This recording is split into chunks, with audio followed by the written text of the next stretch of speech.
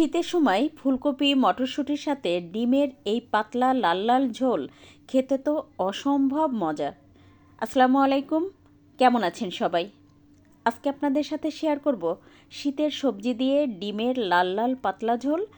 আর এটা খেতে এতটাই মজার, এক পদ দিয়েই আপনি পুরো প্লেট খালি করে ফেলতে পারবেন।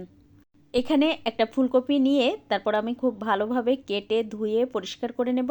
আর ফুলকপির উপরে যে একটু কালো কালো, সেটাও আমি কিন্তু ভালোভাবে পরিষ্কার করে নেব। তো দেখতেই পাচ্ছেন আমি এভাবে গোটা গোটা করে কেটে নিয়েছি। এখন একটা মশলা তৈরি করে নেব। আর এই ফ্রেশ ফ্রেশ মশলা দিয়ে রান্না করলে খেতে অসম্ভব মজা হয়। দেখতেই পাচ্ছেন আমি শিলপাটায় আদা রসুন বেটে নিয়েছি। আর এখানে প্রায় 1 টেবিল চামচ পরিমাণ আদা রসুন মিলিয়ে হবে। এখন বেটে নেব শুকনো মরিচ। আমি আমার প্রয়োজন মতো শুকনো মরিচ দিয়ে বেটে নিচ্ছি। আপনি যতটুকু ঝাল খেতে পছন্দ করেন সেই বুঝে শুকনো মরিচ দিয়ে বেটে নেবেন। তার সাথে দিয়ে দিচ্ছি 10-12টা চীনাবাদাম।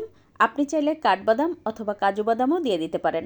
এবারে সব কিছু খুব ভালোভাবে বেটে নিয়েছি। এখন মশলাটা তুলে রেখে দিব। এবার বেটে নিব একটা পাকা টমেটো। আর টমেটোটা এভাবে বেটে দিলে গ্রেভিটা একটু ঘন হয়, খেতেও খুব ভালো লাগে। আপনি চাইলে এরকম কেটেও দিতে পারেন, সেটাও হয়। তো বেটে দিলে আমার মনে হয় বেশি ভালো হয়। তো আমি টমেটোটা বেটে নিয়ে এবার তুলে রেখে দিব। এখন মূল রান্নায় চলে যাব। তার জন্য চুলায় একটা প্যানে দিয়ে দেব 1/4 কাপ পরিমাণ রান্নার তেল। আর এই তেলেই কিন্তু আমি পুরো রান্নাটা কমপ্লিট করব। এখন তেলটা গরম হয়ে গেলে এর মধ্যে দিয়ে দেব সামান্য একটু লবণ আর হলুদ। এখন 3টা ডিম দিয়ে খুব ভালোভাবে লাল লাল করে ভেজে নেব। তো দেখতেই পাচ্ছেন আমার ডিমটা খুব ভালোভাবে কিন্তু ভাজা হয়ে গেছে। 3-4 মিনিট মতো আমি এটা ভেজে নিয়ে এখন তুলে রেখে দিব। এবার ফুলকপিগুলো ভেজে নেব। তো ওই তেলের মধ্যেই আমি ফুলকপি দিয়ে বেশ লাল লাল করে এটাও ভেজে নেব। আর এভাবে যদি ফুলকপিটা একটু ভেজে নিয়ে রান্না করা হয় তাতে করে খেতে খুবই ভালো হয়। তো দেখতেই পাচ্ছেন প্রায় 5-6 মিনিট ভেজে নেওয়ার পরে ফুলকপিটা কিন্তু খুব ভালোভাবে ভাজা হয়ে গেছে। এবার এটাও তুলে রেখে দিব। এখন ওই তেলের মধ্যে দিয়ে দেব 2টা পেঁয়াজ কুচি দিয়ে একটু ভালোভাবে ভেজে নিব। প্রায় 2 মিনিট ভেজে নেওয়ার পরে পেঁয়াজটা একটু লাল লাল হয়ে গেছে। এখন এর মধ্যে দিয়ে দেব সেই যে বেটে রাখা যে মশলা ছিল সেটা। তো আগে আমি টমেটো বাটা দিয়ে দিচ্ছি। টমেটো বাটা দিয়ে 1 মিনিট মতো আমি এটা নেড়ে কষিয়ে নেব। তারপর দিয়ে দেব সেই যে আদা রসুন আর শুকনো মরিচ আমি বেটে নিয়েছিলাম সেটা দিয়ে আরও 2-3 মিনিট মতো খুব ভালোভাবে কষিয়ে নেব। এই পর্যায়ে দিয়ে দেব 1 টেবিল চামচ পরিমাণ ধনে আর জিরা বাটা। আপনি চাইলে ধনে গুঁড়া অথবা জিরা গুঁড়াও দিয়ে দিতে পারেন, আপনার হাতের কাছে যেটা থাকে সেটা দিয়ে করবেন। তারপরে সামান্য একটু পানি দিয়ে আরও 5-6 মিনিট মতো মশলাটা খুব ভালোভাবে কষিয়ে নেব, যেন মশলার কোনো কাঁচা গন্ধটা না থাকে। তারপর দিয়ে দেব স্বাদ মতো লবণ আর দিয়ে দেব আধা চা চামচ পরিমাণ হলুদ গুঁড়া। তারপর এবার এই মশলাটা খুব ভালোভাবে কষিয়ে নেব। এখন এর মধ্যে দিয়ে দেব 1/4 কাপ পরিমাণ মটরশুঁটি।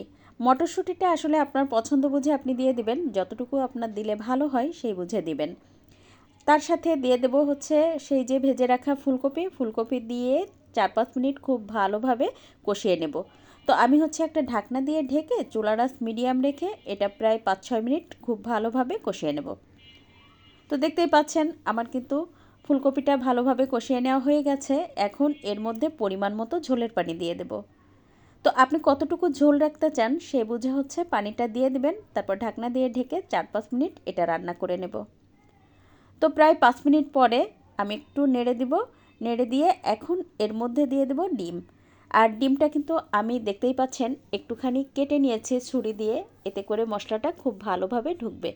তো আরও প্রায় 6-7 মিনিট এটা রান্না করার পরে এখন এর মধ্যে দিয়ে দেব কয়েকটা কাঁচামরিচ আর দিয়ে দেব সামান্য একটু গরম মশলার গুঁড়া।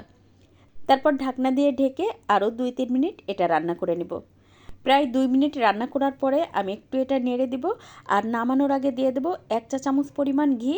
আর ঘিটা যদি হাতের কাছে থাকে তাহলে অবশ্যই দেওয়ার চেষ্টা করবেন। এতে এই রান্নাটার টেস্টটা এতটাই বেড়ে যায়, শুধুমাত্র এই এক পদ দিয়েই আপনি পুরো ভাত খেয়ে উঠতে পারবেন। রেসিপি ভালো লাগলে প্লিজ একটু শেয়ার করে দিবেন আর একটা লাইক দিয়ে পেজ ফলো করে পাশে থাকবেন। আজকের ভিডিও কে কোথা থেকে দেখছেন চাইলে কিন্তু কমেন্ট করে জানাতে পারেন। আজ এ পর্যন্ত, কাল আবার নতুন কোনো ভিডিও নিয়ে দেখা হবে ইনশাল্লাহ। সে পর্যন্ত সবাই সুস্থ থাকবেন, ভালো থাকবেন। আল্লাহ হাফেজ।